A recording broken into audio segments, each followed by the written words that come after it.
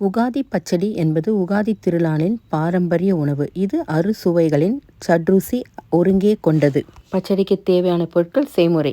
இதுக்கு ஒரு பவுலில் கொஞ்சோண்டு புளியை ஒரு 15 மினிட்ஸ் ஊற வச்சுக்கலாம். பல்ப் எடுக்கிறதுக்கு வேப்பம்பூ, துருவின வெல்லம், கட் பண்ண மாம்பிஞ்சு, மிளகுத்தூள், கல் உப்பு. ஒரு பவுலில் புளிப்பு சுவைக்கு நம்ம கரைச்சிருக்கிற புளி தண்ணி, உப்பு சுவைக்கு கல் உப்பு சேர்த்துக்கலாம். காரத்துக்கு மிளகுத்தூள், கசப்பு சுவைக்கு வேப்பம்பூவை கையில் எடுத்துக்கிட்டு இந்த மாதிரி நசுக்கணும்னா உள்ளங்கையில் அந்த பூக்கள் உதிரி இருக்கும். அந்த பூக்களை நம்ம அந்த புளி தண்ணியில் ஆட் பண்ணிக்கலாம்.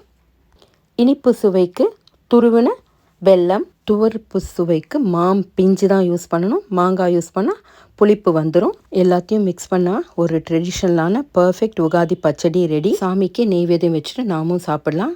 ட்ரை பண்ணி பார்த்துட்டு எப்படி இருக்குன்னு சொல்லுங்கள். మీకు మీ కుటుంబ సభ్యులందరికీ ఉగాది దిన శుభాకాంక్షలు.